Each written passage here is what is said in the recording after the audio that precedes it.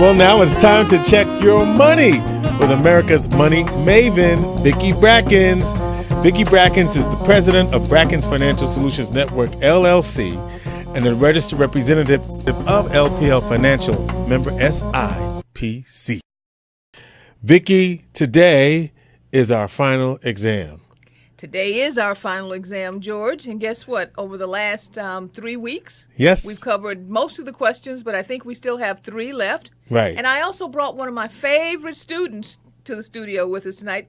This is the big brown dog. The big brown dog. The big brown dog, to make sure that we have someone who knows the answers to these questions. So for those of you who are listening at home, that's a big brown stuffed animal that Vicki has brought to the studio today. Okay, today. Okay, yes. Maybe we'll bring him every week. We'll see what happens. Okay, all right.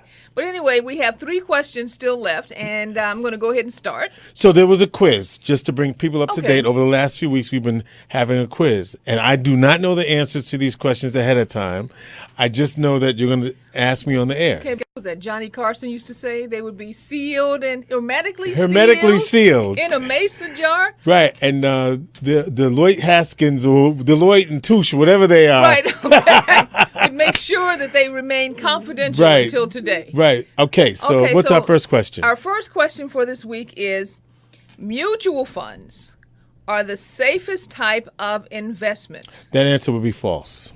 Why do you say false, George? I don't think any investment can be considered safe. All right, then. Well, let's talk about this for a second. You are correct. Okay. George is like right on top of it this week. I didn't even have to say true or false. Okay? I'm sorry. He said false. Wow, I'm sorry. Okay, but mutual funds combine, just so you understand what a mutual fund is, they combine money from different investors in a portfolio of securities that's invested in the pursuit of a stated objective. So they have a common objective. Basically, because of the diversification, mutual funds are typically a good way to manage, not eliminate, but to manage risk. However, the level of risk in a mutual fund depends on the type of securities it holds, whether it be stocks or bonds. Mm-hmm. You should always choose a mutual fund carefully to make sure its objective aligns with your investment goals. And key, read the fund's prospectus carefully because it contains important information about risk, returns, fees, details about specific holdings. Now, I know everyone wants to do something quick because, we're used to doing things quickly. Right. But when you're selecting a mutual fund and you're working with your portfolio, you should take the time to investigate all of the information, ask plenty of questions, and do your research. Okay. All right. Next question. Next question. Oh, I love this one. I have plenty of time to save for retirement, so I don't have to concern myself with that right now. True or false? That would be false, Vicki. False again. Thank you very much, George. So we can't emphasize enough the importance of time and using time to help with the overall growth of your assets. Although retirement may be decades away, because of the investment nature of the stock market, even a small amount of money, say just $50 per month, can help you add up through compounding to large sums of money for your retirement. So don't underestimate the importance of compounding and the number one element around compounding, which is time. Sure. All right. Let's go to our last question. Oh, no, I got 2 more. I just saw that. Okay. Yeah, it's 2 more. 2 more. So, oh, boy. I'm going to see how you're going to do with this one, George. Right. Okay. What is or are the benefits of a Roth, R-O-T-H, a Roth IRA? A Roth IRA can provide tax-free income in retirement. B, investors can take advantage of tax deductions for their Roth IRA contribution. C, investors can make tax-free withdrawals after a 5-year holding period for any reason. Or D, all of the above. Yeah, it's just interesting. So, again, A, can provide tax-free income in retirement. Investors can take a tax deductions for their Roth IRA contributions. This one was tough for me because I remember there was something unique about Roth IRAs. So I'm going to say, because I believe that A and B are true, and I don't know if C is true, I'm just going to say all of the above. Oh, I'm so sorry, George. I missed that one. You missed that one. Not all of the above. The primary benefit from our questions that we have, or from our answers we have here of a Roth IRA, is that it provides tax-free income in retirement. Okay. Contributions are subject to income limits. Don't forget that. And are never tax deductible. You cannot deduct a Roth IRA. Didn't I say there was something tricky about it? There you go. And I could not remember what it was. Okay. But a regular IRA, you can take the deduction on. Sometimes. Some of them. Sometimes. Okay, depends again on income because the regulations have changed. But in the case of a Roth IRA, they are never tax deductible.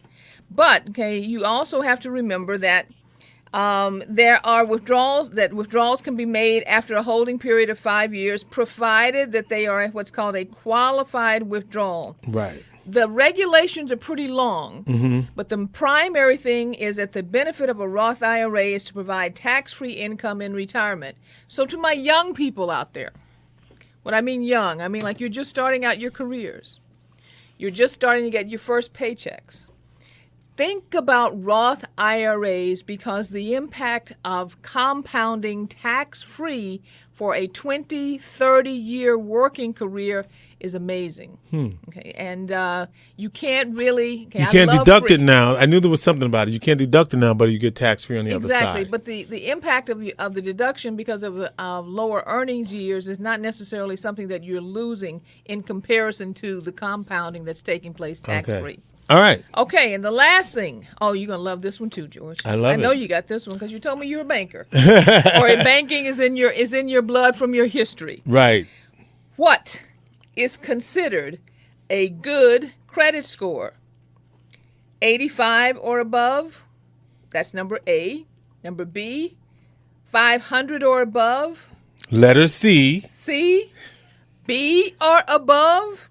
And D, 700 or above. What do you think, George? That's so easy, Vicki. Why? Its answer is D, 700 or above. 700 or above is absolutely.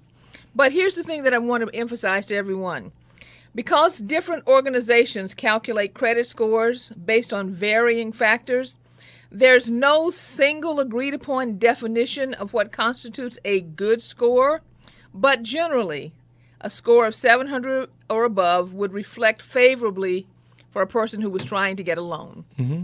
So remember, the key is 700 or above. Right, because that's good finance rates, that's good credit card rates, that's 0%, that's all of that stuff. It's all of those types of things. But here's something else that most people don't realize, especially young people again. Mm-hmm. And that is that when you apply for a job these days, a lot of them are doing credit checks. A lot of companies are doing credit checks. Apartments, credit checks. Obviously mortgages. Your insurance rates on your car, on your auto, credit checks. Is credit check, because it proves or gives at least an indication of your and that worthiness. Affects how much you're going to pay. Exactly. And the lower your score, the higher interest you're going to pay because that. No, the higher your score.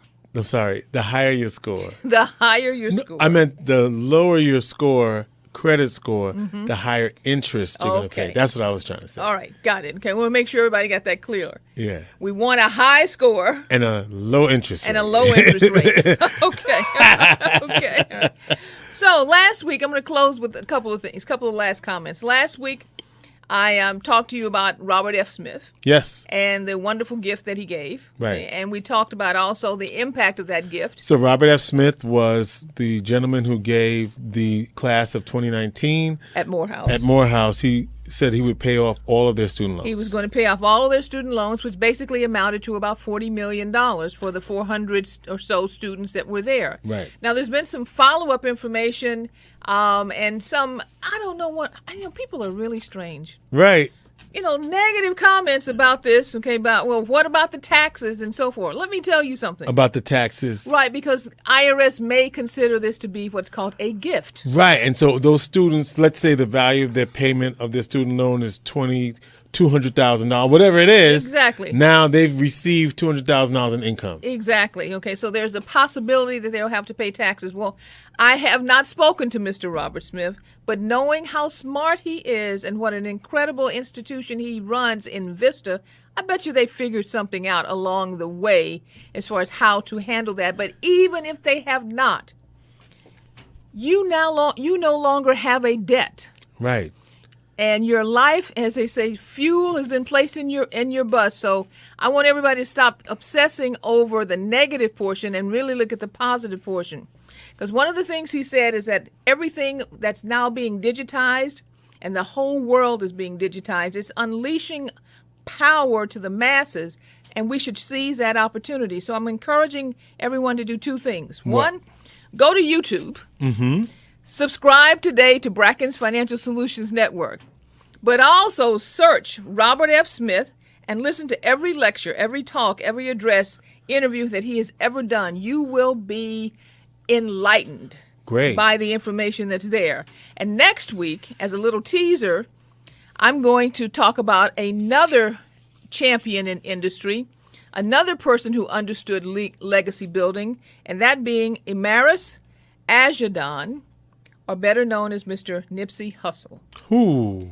So at this point... Oh, you're gonna throw that at us. Yes, okay, we are. Okay. So, George, at this point in time, I'll say that our plate is full, but if you need to reach us, you can call us at area code 315-930-4499 or at info@brackensfsn.com. All right, thank you very much, Vicki.